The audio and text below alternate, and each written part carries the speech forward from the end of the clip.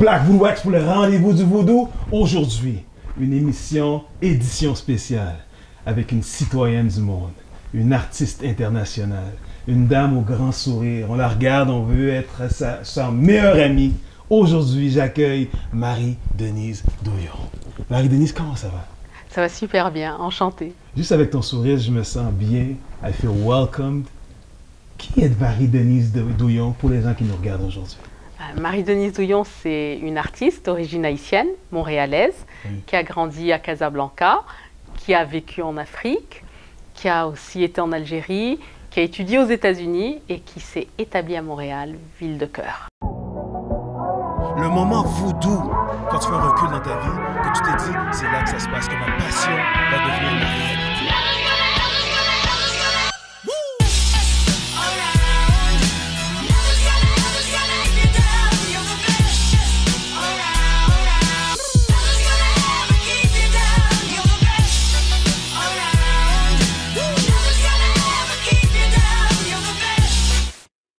Mais si on fait un petit recul plus loin dans le temps, là, j'irai voir ta mère, ton père, et je leur demanderai, parle-moi en quelques mots, donnez-moi un mot pour définir Marie-Denise. Qu'est-ce qu'ils me répondraient? Mon père disait, Marie-Denise, c'est mon rayon de soleil. Ah.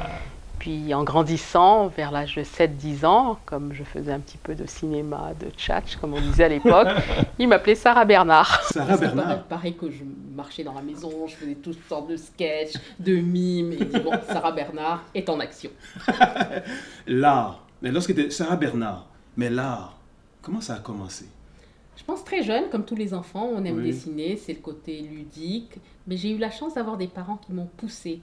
Et dans les familles haïtiennes, dans certaines familles haïtiennes, ils préfèrent les professions libérales, mais j'ai eu la chance d'avoir deux parents qui m'ont poussée vers la musique, la littérature et la peinture. Ils t'ont supporté. Et puis c'est la peinture, ah oui, tout à fait. Mais quand même, dans les années 80, tu as gradué New York Institute of...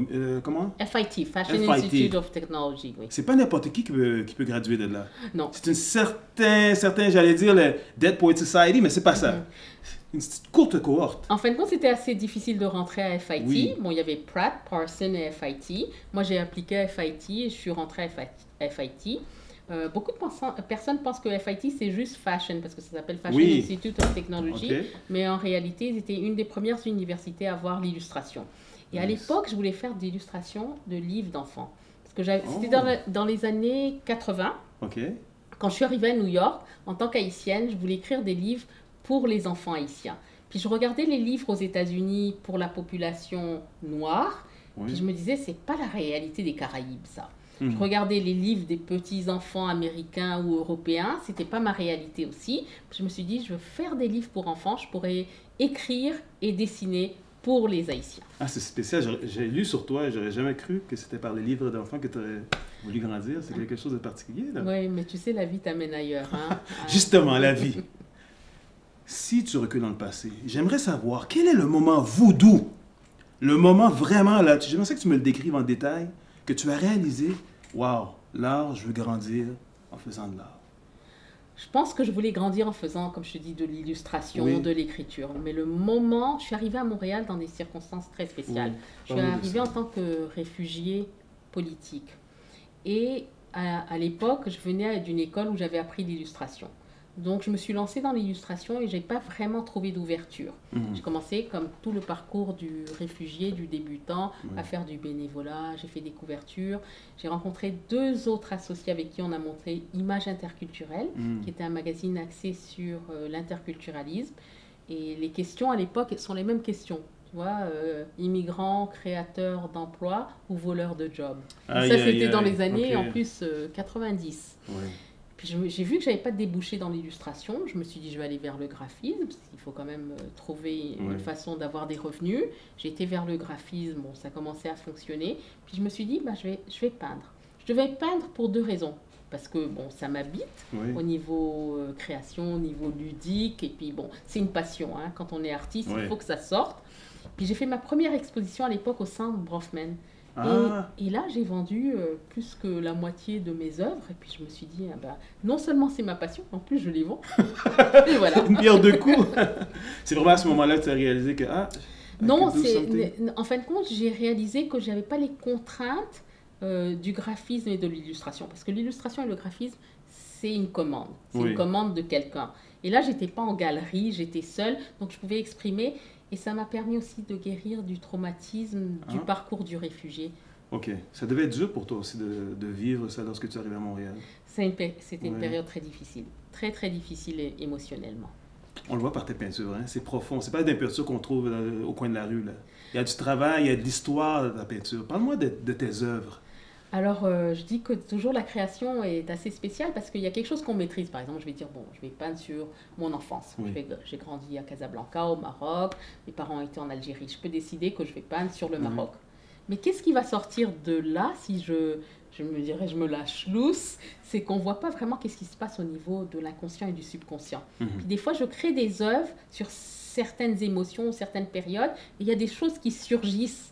Par exemple, à un moment, je vivais une période difficile professionnellement, je cherchais des solutions, j'avais des problèmes dans ma vie personnelle.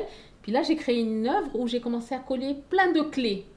Bon, je colle des clés parce que je travaille avec du matériel recyclé. Nice. Après ça, en regardant ça, je me suis dit, j'ai pas trouvé la solution, je cherche la clé. Voilà. Ça avait son subconscient qui travaillait. Oui. C'est spécial, ça, quand même. Ouais, Wow. c'est assez curieux. Oui. Si tu ferais un recul aujourd'hui, OK, puis tu te dis, si c'était pas l'art, est-ce que tu aurais fait quelque chose d'autre? Est-ce qu'il y a une autre profession, quelque chose d'autre que tu aurais... Probablement, parce Oui. que je voulais faire anthropologie, je voulais faire écriture, je voulais faire journaliste. Mais ce qui n'aurait pas changé, c'est le niveau de la créativité. La créativité. On sent la passion, hein? C'est une âme créative à côté de moi. Le vaudou est chanceux. L'art de se recréer, le 1er novembre. Ça, c'est une journée à ne pas oublier qui s'en vient. Parle-moi de cette journée. Alors là, je suis en train de travailler sur une exposition solo que j'ai appelée l'art de se recréer. L'art de se recréer, je pense que toute personne dans une vie est toujours en questionnement, en construction de sa personne.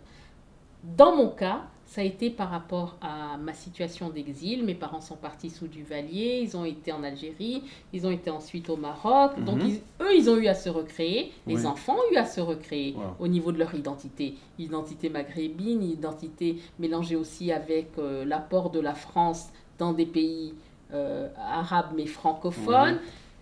Maintenir la culture haïtienne, être fier d'être haïtienne 1804, vivre l'exil. Donc on était tout le temps en évolution et en reconstruction. Mais le moment clé, ça a été en 1990. Je suis retournée en Haïti, mais je retournais quand j'étais à l'université régulièrement.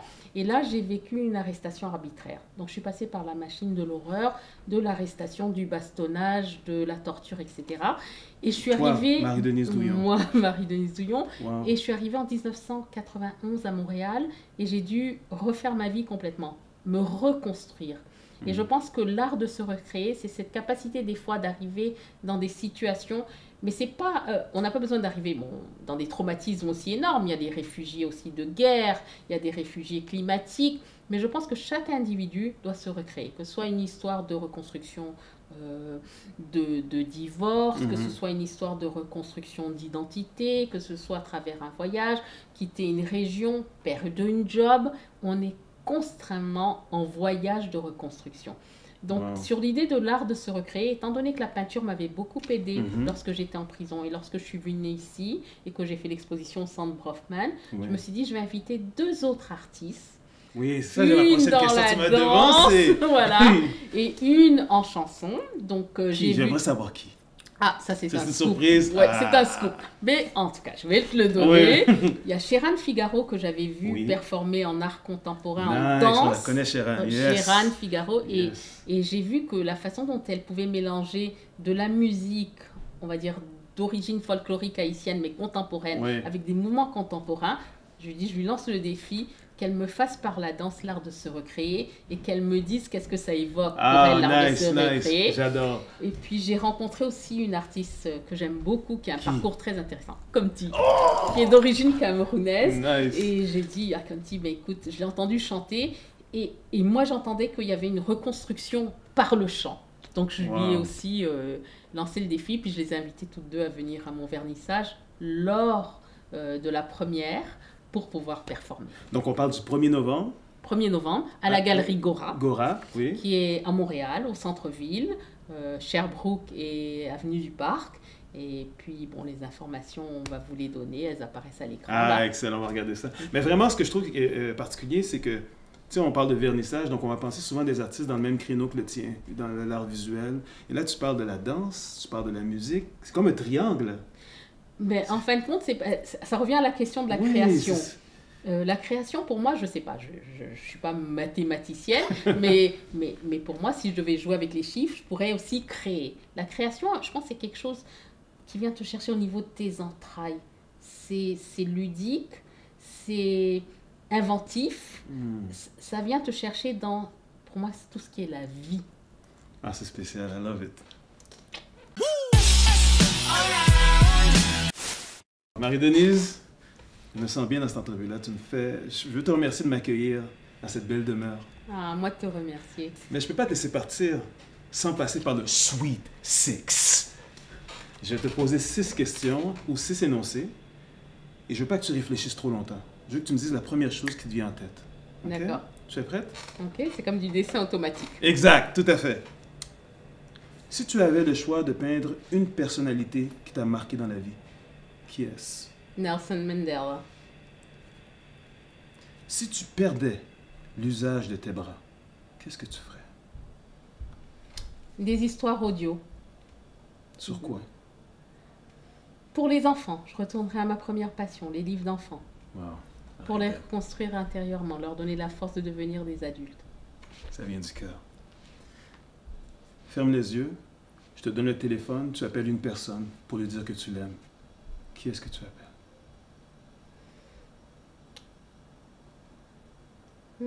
C'est une question trick. En fin de compte, comme je suis croyante et qu'il y a trop de personnes que j'aime, j'envoie le message pour qu'il le diffuse à tout le monde.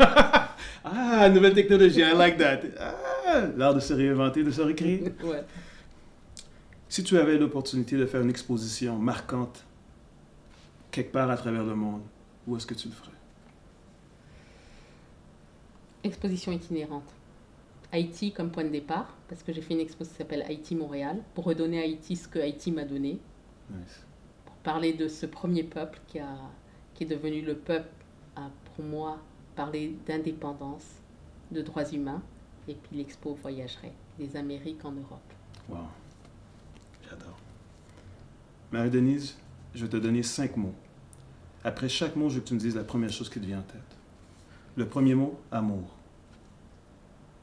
Universel. Montréal. Froid. L'art. De se recréer. Les couleurs. La joie. Et la famille. Le noyau. Noyau. Et comme dernier Sweet Six, Marie-Denise, pour les gens qui nous regardent, quelle est la définition du mot passion pour Marie-Denise Douillon? Le cœur.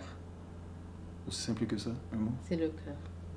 Marie-Denise, vous avez passé à travers le Sweet Six. Wouhou! Bravo! Merci. Et je t'ai posé la question, Marie-Denise, et j'ai senti que par tes réponses, il n'y avait rien de calculé, ça venait du cœur. Oui, ça vient du cœur et de l'émotion. L'émotion. Ouais. En fin de compte, je me suis surpris parce que quand j'ai dit Montréal froid, j'ai pensé au climat en tant que Caraïbéenne. Oui, c'est vrai. Et j'ai trouvé que c'était un peu réducteur parce que Montréal, c'est plus que ça. C'est plus que ça, mais c'est la première chose qui te vient en tête, le froid. Peut-être que c'est... Pas les gens qui sont froids, c'est la température. Non. Le climat, le choc climatique. Oui. Oui. Les gens sont chaleureux. Je vais prendre le temps de te remercier encore une fois. Je suis vraiment privilégié de pouvoir passer un moment voodoo avec toi aujourd'hui. Et ces moments-là, je les passe avec des gens qui m'inspirent. Et tout ça, ça fait plusieurs années que tu m'inspires. Et je me souviens tout le temps, on avait une réunion à camper, on était sortis, on jazzait. Je ne connaissais pas vraiment, j'avais entendu de nom, l'artiste. Mais lorsque j'ai appris à te connaître la personne derrière l'artiste, j'étais vraiment, j'ai pas à dire le mot fan, mais j'ai beaucoup d'admiration pour ce que tu fais. J'ai beaucoup d'admiration pour la personne que tu es aujourd'hui. Et je suis sûr que par tes peintures, par tes œuvres d'art, tu en inspires des millions.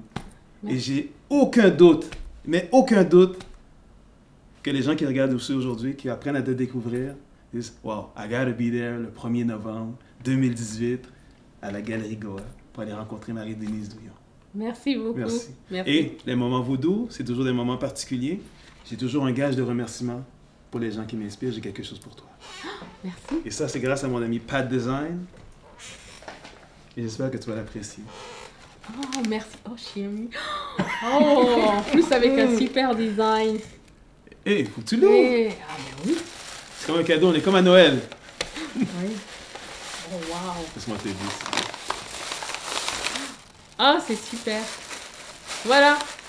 Un petit ponche créole. Avec ma photo. Oui. Oh, non, mais c'est super. Qui est-ce qui a fait ça? Pas de design. Mon ami Patrick, qui lui aussi, j'ai parlé de toi. Oh là là. J'ai passé quelques photos. Puis lui aussi, c'est un gars d'émotion, c'est un gars d'âme. Quand j'ai parlé de ton histoire, elle dit non, il faut qu'on fasse quelque chose de spécial pour Marie-Denise. Ah, c'est super. Et c'est une photo qui représente ton événement du 1er novembre. Mais oui, c'est ma photo. Ah, ben tu le remercies de ma part. Hein. C'est clair et certain. Je vais pouvoir le rencontrer. Peut-être qu'on pourra faire des trucs ensemble. Ah, oui, ça c'est clair, ça c'est certain. Ah, c'est très très beau. Merci, j'apprécie. Mais encore une fois, mais merci encore d'avoir passé aux entrevues et les rendez-vous du vaudou. C'est Marie-Denise Douillon au rendez-vous du vaudou. One love. Le moment voodoo, quand tu fais un recul dans ta vie, que tu te dis, c'est là que ça se passe, que ma passion